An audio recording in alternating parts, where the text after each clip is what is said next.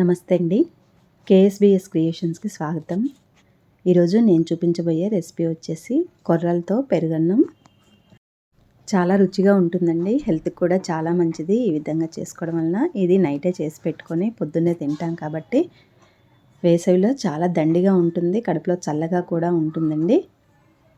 ఇది ఎలా చేసుకోవాలో ఇప్పుడు చూద్దాము. దీన్ని నేను మట్టి పాత్రలో చేస్తున్నాను. ముందుగా ఒక కప్పు కొర్రలను తీసుకొని వాటిని 12 గంటల పాటు నానబెట్టుకోవాలి. ఒక నైట్ అంతా.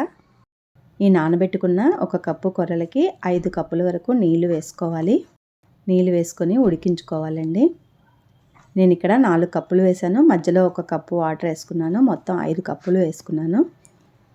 ఇలా మూత కొద్దిగా ఓపెన్లో ఉండేటట్టు పెట్టుకోవాలి, లేకపోతే పొంగిపోతుంది. పొంగొచ్చే వరకు స్టవ్ని హై ఫ్లేమ్లో పెట్టి తర్వాత ఒకసారి కలుపుకొని తర్వాత స్టవ్ని తగ్గించి మూత మంచిగా పెట్టుకొని ఉడికించుకోవాలి. నీళ్ళన్నీ ఎగిరిపోయి ఈ విధంగా మెత్తగా అయ్యే వరకు ఉడికించుకోవాలి. మనం కొద్దిగా తీసుకొని చూసామంటే మనకి అన్నం మెత్తగా అయిందో లేదో తెలుస్తుంది. ఇలా మెత్తగా ఉడికిన తర్వాత స్టవ్ ఆఫ్ చేసుకొని దీన్ని పూర్తిగా చల్లారనివ్వాలండి.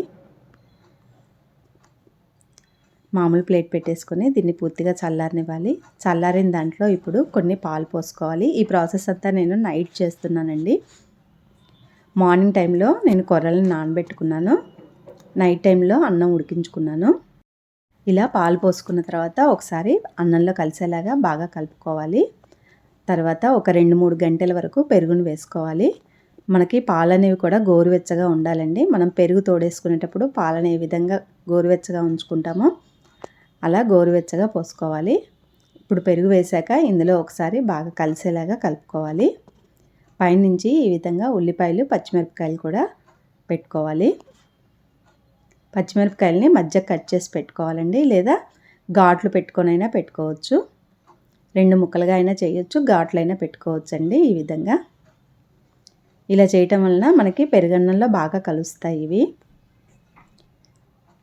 ఇప్పుడు మూత పెట్టేసి నైట్ అంతా వదిలేయాలండి. ఇలానే తెల్లవారేసరికి ఇక్కడ చూపిస్తున్నాను కదా, పెరుగు చక్కగా తోడుకొని ఉంటుంది. ఇదంతా కూడా ఇప్పుడు ఒకసారి బాగా కలుపుకోవాలి.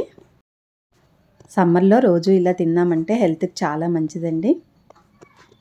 ఇప్పుడు కొద్ది కొద్దిగా వేరే బౌల్లో తీసుకొని దీంట్లో ఉప్పు వేసుకుంటున్నాను.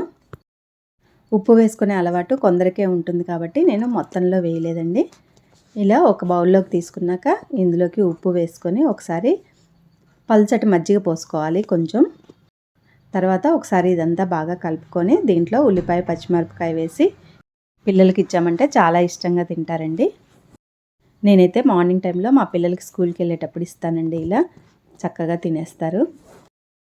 ఈ వేసవి కాలంలో పొద్దున్నే టిఫిన్కి బదులుగా ఈ విధంగా చేసి ఇచ్చామనుకోండి, పిల్లలకు కానీ బయటికి వెళ్ళే వాళ్ళకి కానీ రోజంతా మంచి ఎనర్జెటిక్గా ఉంటారు. ఒకసారి మీరు కూడా ఈ విధంగా ట్రై చేయండి. తప్పకుండా నచ్చితే మాత్రం లైక్ చేయండి.